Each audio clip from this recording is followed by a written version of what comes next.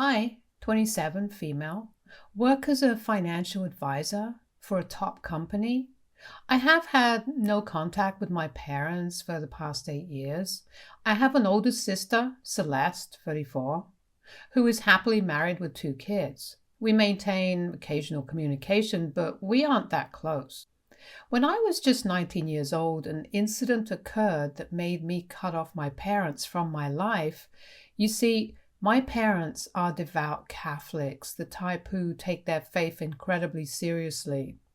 Throughout our upbringing, they expected both my sister and me to strictly adhere to these beliefs and follow a life path deeply rooted in their religious values. Instead of enrolling us in local schools, they chose to homeschool us. Their reasoning was that these schools didn't align closely enough with their beliefs, so they decided to take our education into their own hands. They had a very specific vision for our futures and put immense pressure on us to choose one of the following paths: to become parents and have lots of children, or to pursue a life as a nun. Our parents expected us to conform to the traditional expectations of our community, and these were the only options they deemed suitable for us. My sister, who's 7 years older than me, never dated, lived at home until she got married, rarely traveled more than 10 miles from our house, and didn't participate in any group activities around our town. It was clear why she was our parents' favorite. When she was just 22 years old, they arranged her marriage to Matthew, the son of my dad's friend. At her wedding, they critiqued everything from the readings to the order of events during the Mass, even though an ordained priest officiated it. Luckily for my sister, Matthew turned out to be a great guy, and Celeste has a great life with her 2 children. Seeing that my sister had to get married at such a young age, I knew I wanted a different life than hers. She might have been content, but I didn't want to follow the traditional route. I was a young woman full of dreams, ambitions, and a passion for independence. I wanted to build a career, travel, and explore the world. My vision for my life clashed head-on with the traditional expectations my parents held dear. After I graduated from high school, I really wanted to go to college, even though my parents were dead set against it. I applied to a top university in our district and was thrilled to receive a full scholarship. But when I shared the good news with my parents, they were furious. And my dad had a complete meltdown. He began to shout at me, his words filled with disapproval and frustration. My mom, on the other hand, refused to look at me. My parents couldn't understand why I wanted to go to college when they believed I should be focusing on following the traditional path they had laid out. It was a heartbreaking moment watching the people I loved the most in the world react so negatively to my pursuit of higher education. The fallout from that argument was profound. It marked the beginning of a growing divide between me and my parents for the years to come. It was clear that pursuing my dreams was not in line with their vision for my life, and this incident was the catalyst for our eventual estrangement. Starting college opened up a whole new world for me. I learned things that challenged the beliefs my parents had instilled in me throughout my upbringing. I made new friends and gained a sense of independence that I hadn't experienced before. My parents, however, struggled to accept these changes in me. They saw my newfound independence and the influence of my college experiences as a threat to the values they held dear. Our reunions during college breaks were marked by tension and misunderstandings. I felt like I was walking on eggshells trying to avoid topics that would inevitably lead to arguments. The gap between our worldviews was widening, and it was becoming increasingly difficult to bridge the divide. Despite all the changes, a part of me still longed for their acceptance, but it seemed like an elusive dream. After graduating from college, I was thrilled about the prospect of finding a job and kick-starting my career. I expressed my strong desire to pursue a career to my parents and eventually moved out of their house to follow my dreams. However, my parents were unhappy and didn't want me to pursue a job. They insisted that I should choose a life path that led to marriage and starting a family, in line with their strong principles. Our arguments got more and more intense. Emotions were running high, and they fervently urged me to reconsider my choices. When I stood my ground and refused to heed their demands, they told me to leave their house right away. I was taken aback, shocked to see them react so angrily and abruptly over a decision that brought me so much happiness. I gathered my belongings and stayed at my sister's place for a few months until I could find a new place of my own. During that time, I made a solemn promise to myself that I would never go back to my parents' house. I wanted to live life on my own terms and achieve success and happiness outside the confines of their traditional expectations. My decision to leave and pursue a career, however, deeply hurt my parents. In their eyes, I had diverged from their expectations and disregarded their wishes for me. They responded by cutting off all communication with me, and it was as if I had been exiled from their lives. Over the years, whenever I talked to my sister, I made sure not to ask about them, and she didn't mention them to me. Now, coming on to the incident in hand, I had been in a relationship with my boyfriend for the past 3 years, and he proposed to me 3 months ago. We decided to have a simple court marriage followed by a small dinner party with our close friends. I'm not a fan of big dramatic weddings, and the fact that I couldn't invite my family to the wedding was another reason for keeping it low key. Everything seemed to be going smoothly in the following days, or so I believed, until I received a call from an unknown number. I answered it, only to hear my parents on the other end. After all those years of silence, I couldn't fathom why they were calling me. It turned out they had learned about my marriage and wanted to offer their congratulations. I hesitantly thanked them, a mix of emotions flooding over me. They continued to inquire about my life and well-being, and I answered their questions without much thought. It didn't strike me as unusual until they began to ask how it felt to be married to someone in a higher position than me at my company. Puzzled, I asked them to clarify what they meant. They went on to explain that they were delighted I had chosen to marry my boss. At this point, my jaw nearly hit the floor. I couldn't fathom why they would think I was married to my boss. They told me that one of their acquaintances had informed them about this and that they couldn't be happier. The whole time I remained mostly silent as they continued to chatter about how proud they were that I was finally married. My dad expressed excitement about meeting my husband and getting to know him, while my mother inquired if I planned to quit my job now that I was married with the intention of focusing on having kids and keeping my husband happy. Their assumptions left me flabbergasted. It slowly dawned on me that the sole reason they had reached out to me after 8 years was their belief that I had married my boss, which, in their minds, elevated my status in the society, and they expected me to now become a traditional wife. Their condescending tone and expectations infuriated me, but I decided to play along. I painted a picture of a life that technically was true, as I did have a comfortable life with my husband, but I added in a bunch of lies, such as having 20 housekeepers at our beck and call and living in a huge mansion with a swimming pool. My parents eagerly lapped up my story, and their excitement grew as they asked if I could arrange a meeting with my wealthy husband. Their excitement was embarrassing, considering their eagerness to reconnect with me hinged solely on the false belief that I had married my boss. While I played along and agreed to set up a meeting for the weekend, a plan was forming in my mind. I wanted to teach them a lesson, a way to make them understand the pain they had caused by refusing to talk to me for all those years, just because I didn't conform to their demands. Now, they were suddenly eager to be back in my life, all so they could boast about it in front of their community friends. It was a bitter pill to swallow, and I was determined to make them see the consequences of their actions. I talked to my husband about my plan, but he was unsure about it. He understood why I lied, but he was hesitant about starting things off on the wrong foot, since he was going to be meeting my parents for the first time. After some convincing, he finally agreed to go along with my plan.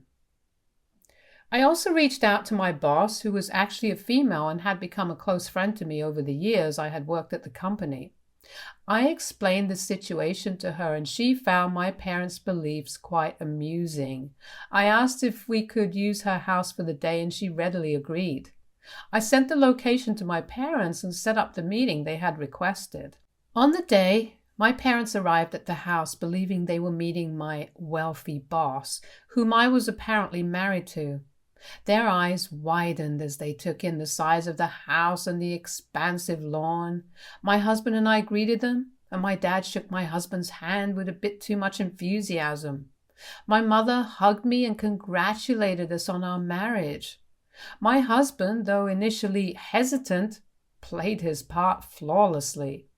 He greeted my parents with a warm smile and engaged in small talk, pretending to be the wealthy boss they believed him to be. We sat down for lunch, and my parents couldn't help but notice the team of housekeepers who brought out our plates. My dad started bombarding my husband with questions about the house, his assets, and how I had ended up with someone of his stature. Despite my irritation with the question, my husband, to maintain the charade, spun an intricate tale about his wealth success and a story on how we met, all part of our elaborate act. Amidst the conversation, my dad, unable to contain his curiosity, leaned in with a twinkle in his eye and asked my husband, I've always wanted to own a classic car collection. Do you have any vintage cars around that I can check out?" My husband played along, telling my dad that he indeed had a few vintage cars. They both headed off to explore my wealthy husband's car collection, which in reality belonged to my boss. Meanwhile, my mother hung back, and in a hushed tone she confided in me.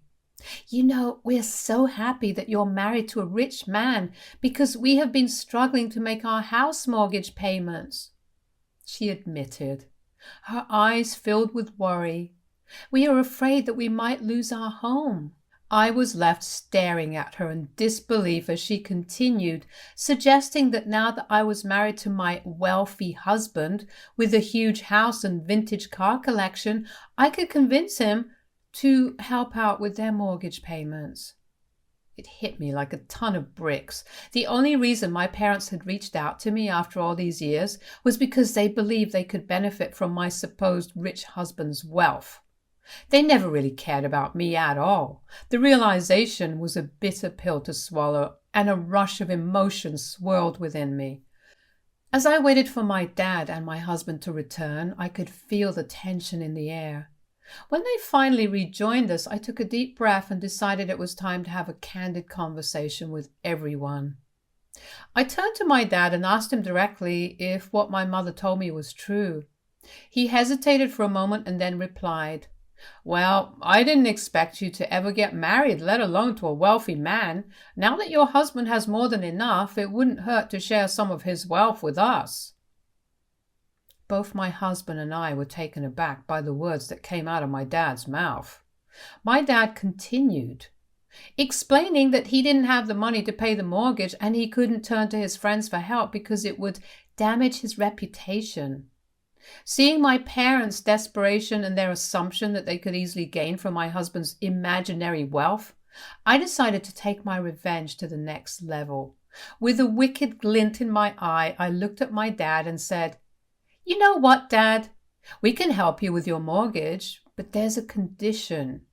You must first publicly apologize to me and acknowledge that you were wrong to cut off contact with me for the past 8 years. You need to do this in front of our entire family and friends at a gathering we will organize." My parents were taken aback, but it's not like they had any option.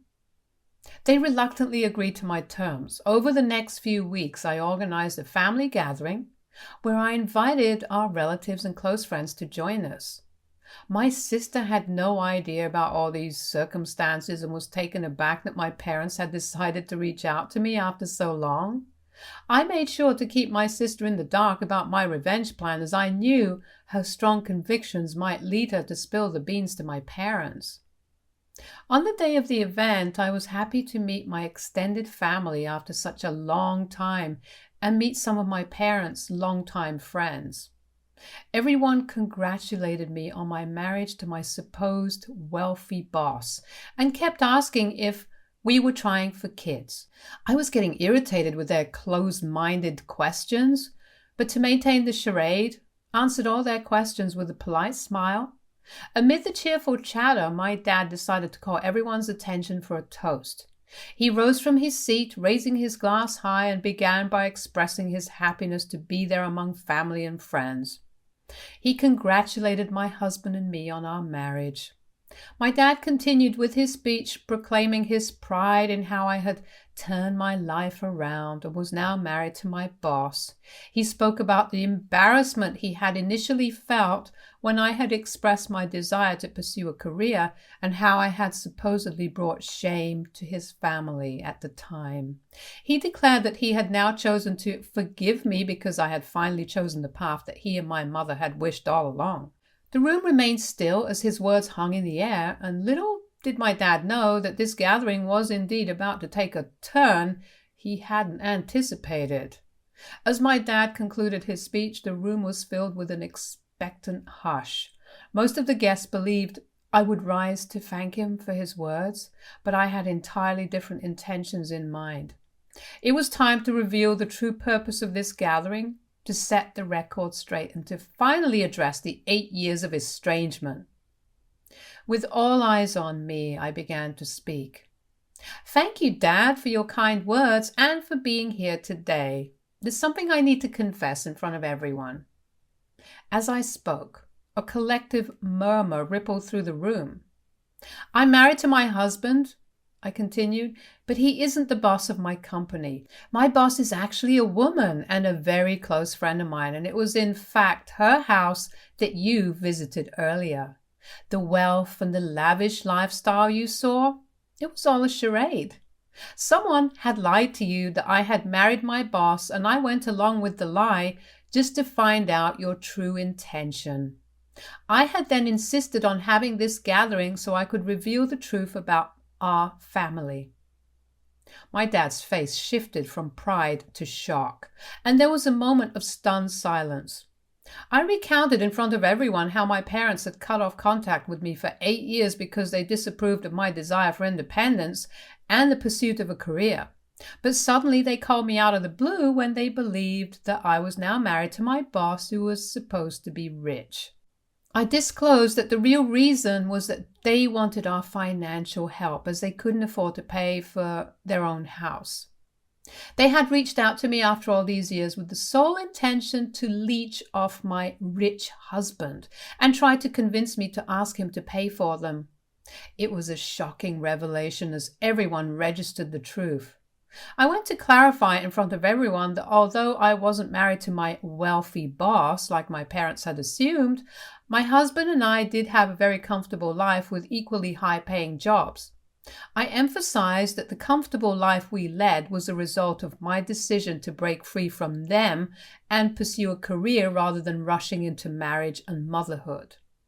The room was filled with a mix of emotions, from surprise and disbelief to understanding and even disappointment. All eyes turned to my parents, who now appeared embarrassed and exposed. The guests started whispering to each other as my husband and I got up from our seats triumphantly and left the gathering. Our work here was done, and a sense of satisfaction washed over me. I had finally put an end to the facade my parents had maintained in front of their community all this time. All of this happened last week, and the aftermath has been quite revealing. I have been receiving numerous calls from people since the incident. While the majority of them applaud my courage in standing up to my parents and unveiling the truth in front of everyone, my sister and some relatives believe that I went too far, humiliating my parents in front of everyone. So, am I the a-hole for going along with my parents' lies about being married to my boss so I could take the ultimate revenge on them? Update 1. I appreciate all the responses to my post. After reading your comments and suggestions, I felt compelled to give my sister a call and share my perspective. I explained to her that I was only 19 years old when our parents kicked me out, leaving me with emotional scars that persisted for years. Their decision to cut me off was solely based on my desire to pursue higher education and choose a life different than what they wanted. It was an incredibly painful experience for me at such a young age. I made it clear that I never looked down on her choice to get married, but it wasn't the path I wanted to follow. I described the hurt I felt upon discovering the real reason my parents wanted to reconnect with me after all these years. I posed a question to Celeste, asking if she would ever treat her own children differently and cut them off if they made a decision she didn't like. She solemnly responded with a no. I pointed out that as a parent herself, she should understand that what my parents did to me was extremely wrong. This is why I felt compelled to teach them a lesson they wouldn't forget. My sister, after hearing my side of the story, expressed sympathy for the challenges I had faced. I had always kept my feelings to myself, so she hadn't fully grasped the extent of my struggle. Celeste admitted that she had no idea how I had felt all these years, and she understood now why I took the actions I did. While she couldn't entirely stand behind my revenge, she assured me that she wouldn't hold it against me. I was happy after my conversation with my sister. As for my parents, they haven't reached out to me since the incident, and I have no plans to initiate contact with them first. Given the way I exposed their truth, I can only imagine they are seething with anger. It remains to be seen whether they will reflect on their actions and attempt to rebuild our fractured relationship, or continue to blame me for their actions.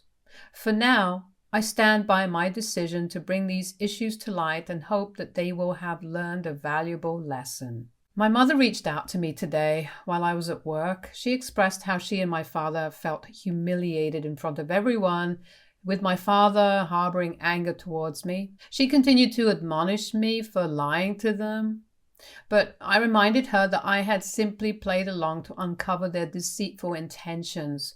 My mother attempted to justify their actions, explaining that they believed I was finally going to conform to their idea of a good girl by giving up my career and focusing on my family.